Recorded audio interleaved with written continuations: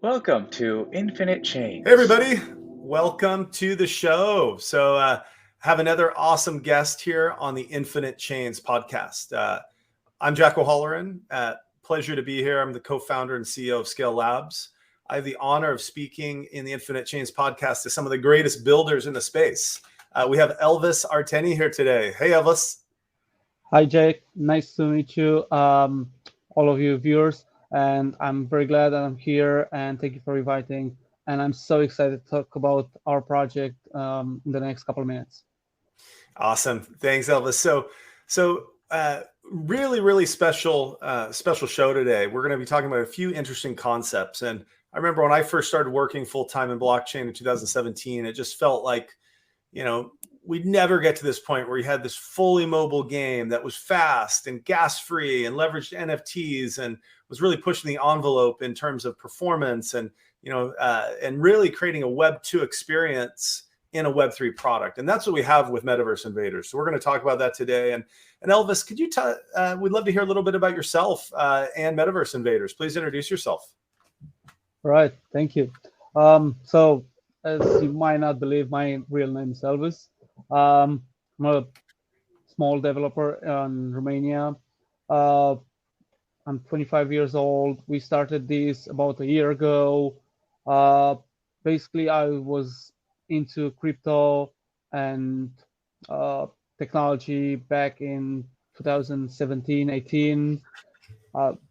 Didn't took the leap to invest in that, but I was always just researching. A couple of years later, I had this idea with my friend Christian to start building our own project, and then we had to get involved more people because it was almost impossible just for two of us to get this done. So we reached out to as many friends as we could, and we put the base on this team and on the Metaverse Invaders team. As far for me, I am working for a private company right now, but that's my dream to get free of this company. Nothing is bad, but I just want to work on my dream, and that's our purpose as the team, to work on our dream to make this as great as possible. Yeah, and that's one of the beautiful things about Web3 is there's so many success stories of people from all over the world, and you don't need to go to Stanford or Harvard to build a world-class, massive global application. Understanding Solidity, understanding engineering, understanding the way smart contracts operate is a amazing equalizer. And that's one of the reasons why we have Elvis here today, is because frankly, it's such a great story of a group of incredibly smart people coming from Romania, which is, actually a hotbed of smart contract developers and Ethereum developers, but, not, typically known for being the place where, it's not Silicon Valley or Miami or London or other places where you have all these startups. So, but it is a bustling tech scene. Isn't that right, Elvis? Is that right? In the last couple of years, we become a small hub for all these industries, especially a lot of companies from United States got interest in the amount of developers that we can provide yearly and the low rates that we are working with, because tax-wise and economy-wise helps that a lot. But yeah, we have a lot of smart developers and very interested in the blockchain as well. Yeah, and it's one of the cool things about crypto is in the past to actually start a company, what happened was people got funding in New York or San Francisco or London or some other major hub, and what they do then is they hire a couple technical strategists or technical founders in their home base, and then guess who's building these products? It's developers in Romania, developers in Ukraine, developers in Cyprus. And you know what? With crypto, you actually have developers in those places who are able to, there's just a far more even playing field. You launching a set of smart contracts doesn't take, hundreds of thousands of lines of code. It takes a really deep understanding of math and the way systems work, which really folds into the strong suits of some of the regions I discussed. So we're really excited about the innovation happening with Metaverse Invaders.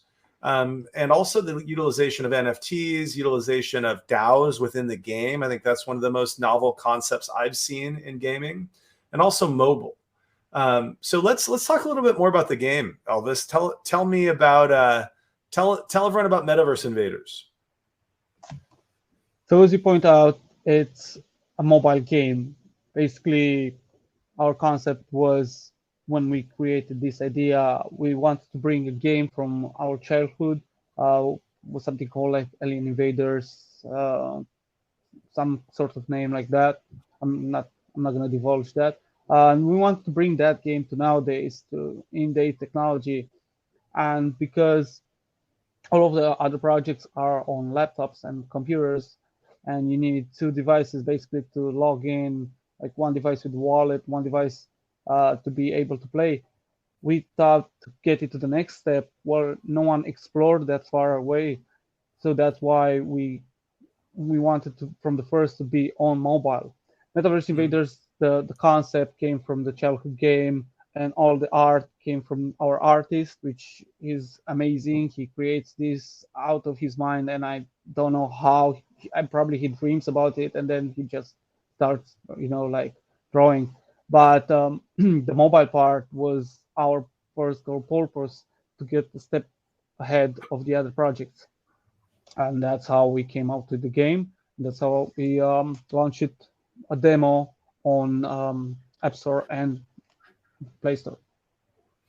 Awesome. So when you think about mobile, what does it take to have a mobile game come together? I mean, how are you thinking about the wallet? How are you thinking about the application? Can you speak a little bit more about that? Indeed. Well, when Christy started to look through this, there was no documentation. There was nothing out there. Basically, he had to look through pages and pages of documentation, from MetaMask to Trust Wallet to blockchain, Bitcoin, and understand how he can insert that into an application. I'm not able to divulge all that, like to literally tell you how he did it, like the code and everything. But I can tell you that if you start reading the whole documentation of the MetaMask and Trust Wallet, and you understand the concept of blockchain, and you created mobile apps before, you're gonna link those very easily. But you need a bit of experience, or you need at least people to understand out of the box and to really put it together. And that's basically what Christy did. You're able to leverage the kind of the building blocks within MetaMask and Trust Wallet, and and understanding of iOS and Android functionality. Exactly. Okay, awesome. That's great. And now let's talk a little bit about guilds, because guilds are like one. Please describe kind of what this is first, and then I've got some more questions for you. Like, what is a guild in the game? So basically, the whole collection of the NFTs, and each NFT will be assigned a guild. There are 7 guilds. They're named in the white paper. We came out with the names, so you cannot find any of those names on, let's say, like Google or anything. It's unique. We have names like Hulud, Starlier, Hydras. It's something that cannot be found. So basically, we wanted to create communities within the game to make people connect with each other, and that's why we assign to every NFTs a DAO or guild, whatever you want to name. We call it guilds. They work as a DAO because they stop to understand the guilds, and some people who are into NFTs understand the DAO concept as well. And the guilds are something that will help every player to upgrade their land, to upgrade their buildings, to upgrade their experience in the game. Basically, you put a bunch of people random together, because when you mint an NFT, you cannot choose your guild. You're assigned a guild, and then you put this bunch of people all together. And then they need to figure out, okay, we need a council, we need to vote if we want to do trades with another guild, we need to vote if we want to go to a war with another guild, we need to vote what's going to be our next step as a guild. Of course, you can take a lone path, like a lone wolf, and not be, you're still going to be a part of the guild, but you can choose just not participate to all the decisions. But the main purpose is to get these people together, to work together and upgrade their status as long as they play in the game. Yeah, so this is what I thought was really interesting about this is that you have all of these DAOs that take place that are, the direct point in, like people come together and they have these DAOs. Okay, well, in this there's actually a game, and then within the game there are these DAOs. There's these, and this group of people can govern and make decisions collectively that actually makes them more effective or less effective within the game itself. And so you take this, it's almost like like a DAO game, because we do like these DAOs in the real world where like you're all coming together on an NFT project, or you're coming together around, financing if you're Meta Cartel. But here, and you're trying to like optimize this game to like where you invest and get more money as a group. Well, the same thing's happening, but it's happening in a game. Can you talk a little bit about some of the decisions that these DAOs have to make, and like how they like can be effective or ineffective in the game? Sure. The first part will be to choose a council. Every guild will have to approve a council made up from 8 to 10 members voted by the whole guild. Basically, the council will come with the ideas for the next step of the guild itself, and then they can ask everyone within the guild to vote. Council doesn't have the power to decide for the guild. It has just the responsibility to come with ideas and to oversee the whole guild as a one. So a couple of these decisions will be if they want to do trades with another guilds, which ones are going to be the guilds that they want to trade with. If they want to be allies with another guilds, if they want to be at war with another guilds, or if they want to refuse to take any decision, any let's say action within the guild. That would be our first pack as decisions. That's how. Is there any sort of like, can they choose to like farm and get resources, or use their resources to do other things and attack? Or what other decisions? Basically, every player has to do his own farming, his own scatter for resources, and yes, they can choose if they wanna like loot together, or if they wanna exchange resources. So let's see, you need an extra purple gems. We're gonna use gems. I'm gonna talk about that later. You need some extra gems. The Hulud guild holds a big amount of purple gems. Your holds just a small amount, but you hold a big amount of red gems. Let's vote if we want to do a swap, if we want to start trading with them. So then we can do that, and they can vote that too. Awesome. So in a way, I mean, these groups of people are having to determine, like, like you're really having a social experiment in a game. It's so cool. And so, and they could just be really basic and be kind of effective. But if you get a group together that really gets coordinated, like you get a big group of friends that all say, hey, let's all go together and like get in this one of these 7 guilds. Let's all buy that NFT. And that one could start really gaining momentum. And then someone might say, hey, that guild's really successful. And then they could go buy the NFT to be in the guild that they see performing well, right? Exactly. And that's the purpose. If they make their guild successful, then their NFTs are more valuable because people, like you said, they want to buy it. So it's a common interest. Resources, they attack more, they grow more. They just kind of like, it's kind of like these little mini societies in this metaverse world, which is why it's called Metaverse Invaders. Exactly. So that's why we encourage to give their fully percentage like interest in the game, because at the end of the day, if everyone is successful, everyone's gonna gain more. Yeah, really cool. Let's talk more about NFTs. How are NFTs utilized in the game? I'll have a pretty good explanation on this. So actually, the NFTs are the playable characters or avatars, whatever you want to call them. Each of them are unique.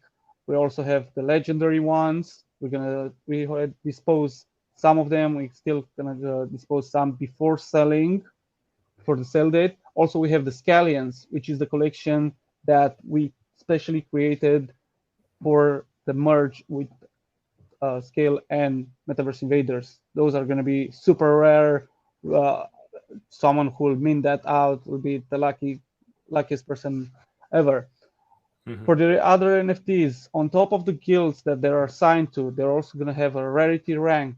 The rarity ranks are recruit, sergeant, lieutenant, and captain. All these ranks will also give value to your NFT and cannot be chosen. You will be assigned one of those. Once you get your NFT with the rarity rank and the guild, you're getting into the game. Every NFT based on the rarity, not on the guilds at the first step, just on the rarity, it gets empty our tokens per day. It can be claimed every day, or you can leave it there for a week and claim it at the end of the week. It's up to you. You can claim it any day, anytime. With that empty token, you'll go on the big map. I'll show you when I disclose the demo, and you can buy a piece of land on that piece of land that you own, and you can own 1 or 2 lands per NFT. We want to encourage this because we don't want someone in the early days of the project to just invest a huge amount and buy basically half of the map. And we want to give as many chances as possible. So you're going to buy that piece of land, and then on that piece of land you can build your structures, and you can start scattering for the gems. And with the gems you can buy boosters, and boosters will help you scatter for more resources. And you claim your way to the top, where we're going to have a leaderboard, and every 2 weeks we're going to airdrop Ethereum, SKALE, and boosters to encourage people be more active in the game. So as much time as you invest in the game, as much as you can have rewards. So tell me this. So let's say I have I'm a low level, I'm a legionnaire, I'm like a low level attacker, and I go to NF Trade. You're going to list all these in the Calypso chain on NF Trade. I go buy a captain in that same wallet, and let's say I have 5. Let's say I buy a bunch of them. Can I select which one I'm going to play with in the game out of my wallet, or yes, can I only be holding one player at a time? How does that work in terms of? Every wallet can hold as many. And then you just have to determine who you're going to play with at that given time, and that's just almost like a different account within the game. Almost, but the interesting fact is you can hold up to, let's say you have 10 invaders. All of them tokens are going to be pulled together. So you can buy more and get even more assets and value. Exactly. So amongst your players. And so they're all playing because you have them in the game. Exactly.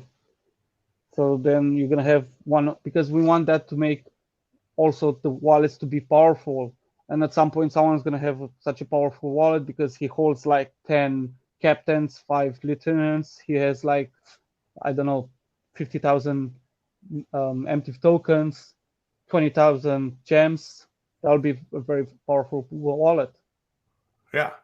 Okay. Awesome. And then does the person have to activate the player? Let's say I go buy one, or do I have to go and activate them in the game?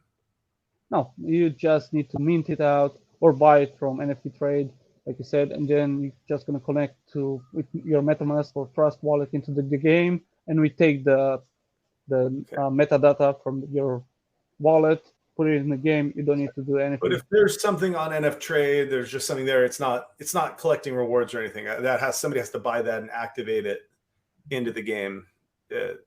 It's as the player needs. Well, once you buy it from NFT Trade, we're gonna transfer that NFT to your wallet, and then you just need to log in and make sure that you have your NFT That into the you've game. activated. Okay, Yes. got it. Okay, cool. And it's all mobile, smooth, easy, simple. It's going to be, man, that's awesome. Okay, and what about gems? Are gems NFTs? Is there an in-game currency? How does that function? Well, we can say that there are two types of, let's call it currency, but the actual currency is the empty tokens. Gems are just resources that you need to scatter for. You need to like build factories in order to get more gems, and those gems will help you to do trades with another guilds and another games and other players, and to buy boosters. Boosters will increase your amount of gems, and with those gems on the side of the buildings and on the side of trading, those are pointed out. So every action you do in the game, building, scattering for resources, going to war or going to allies, everything is going to be pointed, and that's our point, to get leaderboards and people to be winners, to have like top 10, top 20, top 5 guilds, and so on, so we can actually give prizes and keep people active. Okay, awesome, man. This is exciting. So, okay, for those of you watching on YouTube, we're going to be cutting into a demo here, so you can actually see the game in action. If you're not on YouTube, make sure you go check out the YouTube cut later so you can see this game. All right, awesome. Okay, so for those of you that saw the demo, hope you enjoyed that. That was exciting. Elvis, the game is launching very soon. Mid to late October.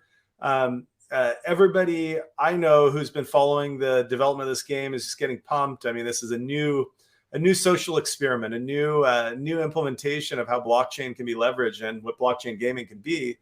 Where can people go to learn more and follow and be a part of the project? Thank you, Jack.